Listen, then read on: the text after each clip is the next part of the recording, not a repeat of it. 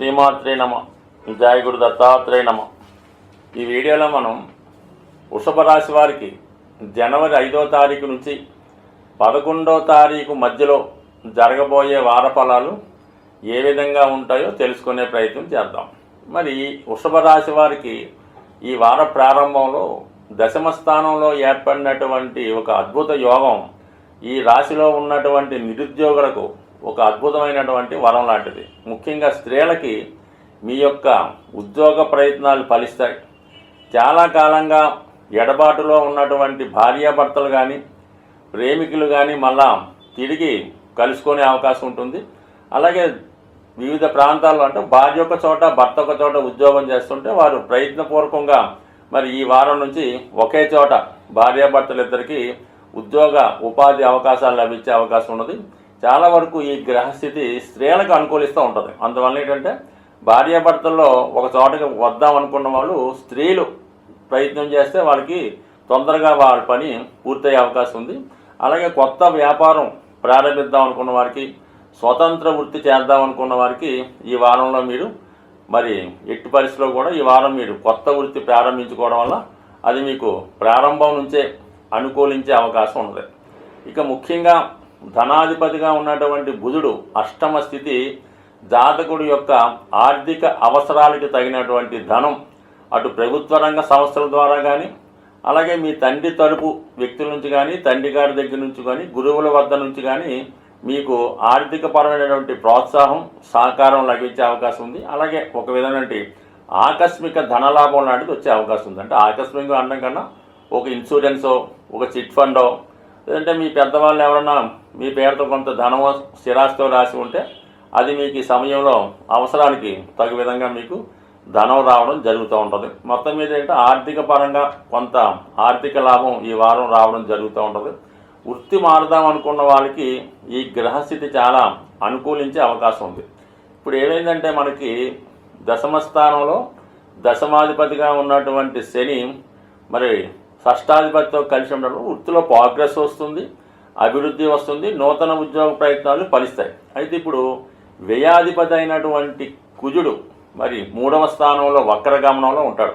అంటే 3వ స్థానంలో ఏ గ్రహం వచ్చినా కూడా అది వృత్తి మీద ఎక్కువ ప్రభావాన్ని చూపడం జరుగుతూ ఉంటుంది అన్నమాట. అంటే దశమ స్థానానికి షష్టాష్టక స్థితి రావడం వల్ల ఇప్పుడు శని కుజుల యొక్క షష్టాష్టక స్థితి జాతకుడు సడన్గా ఉద్యోగం కోల్పోవడం కానీ, ఉద్యోగం మారడం కానీ, ఉద్యోగపరమైనటువంటి ఇబ్బందులు జాతకుడు ఎదుర్కోవడం జరుగుతూ ఉంటుంది. అది ముందుగానే మీకు ఏవైనా సూచాయిగా ఈ ఉద్యోగం విషయంలో ఇబ్బంది అనిపిస్తుంటే కొత్త ఉద్యోగం చేసుకోవడం వల్ల అది పాత ఉద్యోగం కన్నా చాలా వరకు అభివృద్ధికరంగా ఉండే అవకాశం ఉంది. కాబట్టి ఖచ్చితంగా మీరు నూతన ఉద్యోగ ప్రయత్నాలు చేసుకోవచ్చు. లేదు ఇండిపెండెంట్గా మీ యొక్క వృత్తిని స్టార్ట్ చేసుకున్న చాలా వరకు అనుకూలంగానే ఉండే అవకాశాలు ఎక్కువగా ఉంటాయి. మరి లాభస్థానంలో రాహుగ్రహ సంచారం జాతకుడికి చాలా వరకు మరి ఇతర కమ్యూనిటీ మిత్రుల వద్ద నుంచి కానీ, అలాగే ఇతర దేశంలో ఉన్నటువంటి బంధుమిత్రుల ద్వారా మీకు ప్రోత్సాహం లభిస్తుంది. మీరు చేస్తున్నటువంటి ఏ వృత్తికైనా ఏ వ్యాపారానికైనా మీ యొక్క మిత్రుల సహకారం సంపూర్ణంగా ఈ వారం రావడం జరుగుతూ ఉంటుంది. అయితే కొంతవరకు ప్రభుత్వ అధికారుల వల్ల కానీ, కొన్ని అనారోగ్య కారణాల వల్ల కానీ జాతకుడు కొంత ఇబ్బంది పడవలసి వస్తుంది. బట్ ఏదైనా జాతకుడి యొక్క వృత్తి విషయాల్లో మార్పు రావడం జరుగుతుంది. ఆర్థిక పరంగా ఆకస్మిక ధనలాభం వస్తుంది.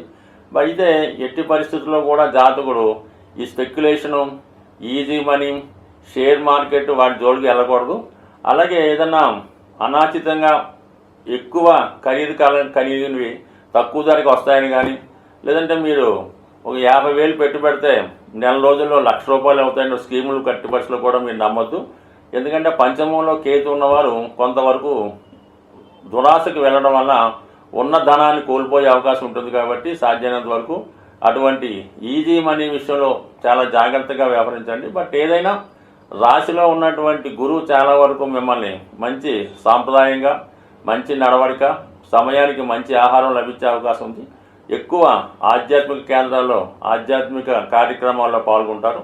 బట్ ఏదైనా ఈ వారం వృషభ రాశిలో ఉన్నటువంటి స్త్రీలకి ఏదో గొప్ప అవకాశం కానీ, గొప్ప విజయం, బహుమతి లాంటిది వచ్చే అవకాశం ఉంది. ఈ వారం గ్రహస్థితిని అనుసరించి జాతక దోషాలు ఉన్నవారికి, అటు వ్యాపారంలో బాగా నష్టపోతున్న వారికి, అటు వివాహ జీవితంలో ఇబ్బందులు పడుతున్న వారికి 2 ముఖ్యమైనటువంటి రోజులు రావడం జరిగింది. అందులో ఒకటి ఏంటంటే మనకి ఈ జనవరి 10వ తారీఖున ఈ వైకుంఠ ఏకాదశి సందర్భంగా ఉత్తర ద్వార దర్శనం జరుగుతూ ఉంటుంది.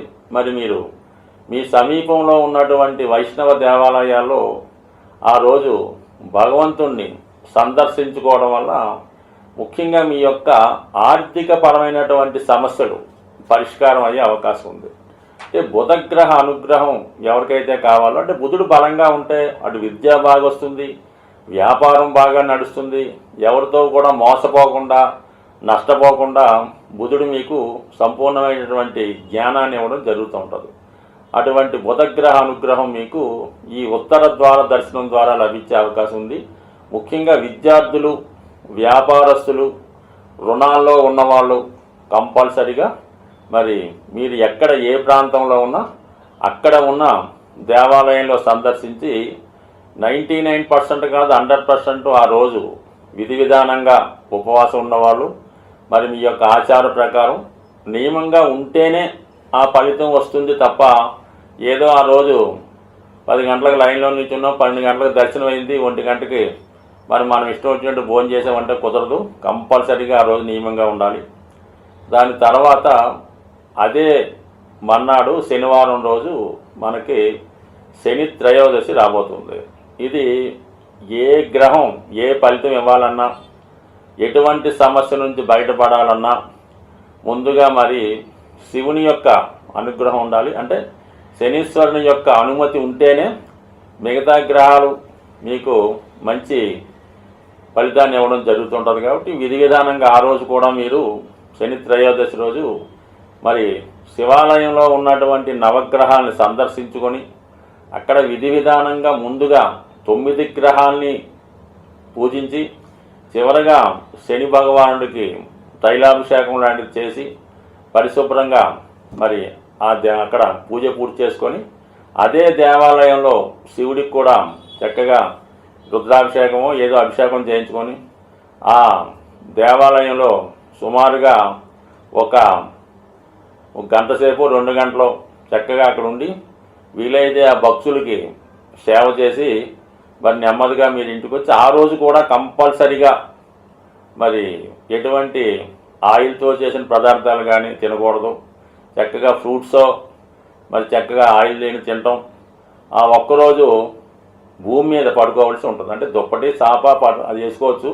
మంచం మీద పడుకోకుండా సింగిల్గా బ్రహ్మచారిగా, అంటే స్వామి అయ్యప్ప దగ్గరికి వెళ్ళినప్పుడు ఏ విధంగా ఉంటారు ఆ ఒక్కరోజు అంటే శనివారం మొత్తం రోజంతా ఆ రాత్రి అంతా మర్నాడు సూర్యోదయం అయిన దాకా జాగ్రత్తగా ఉండి మరి ఆదివారం కూడా వీలైతే సూర్యభగవాన్ని నమస్కరించుకొని మరి ఆదివారం కూడా మీరు నియమంగా ఉంటే మొత్తం మీద మీరు 10, 11, 12 తేదీలు ఎంత పవిత్రంగా ఉంటే మీ జీవితంలో ఎటువంటి గొప్ప సమస్య అయినా సాల్వ్ అయ్యి రాబోయే ఇప్పుడున్నటువంటి 2025 మీ జీవితంలో ఖచ్చితమైనటువంటి అభివృద్ధి రావడం జరుగుతుంది. ఇందులో నమ్మకం ఇంపార్టెంటు.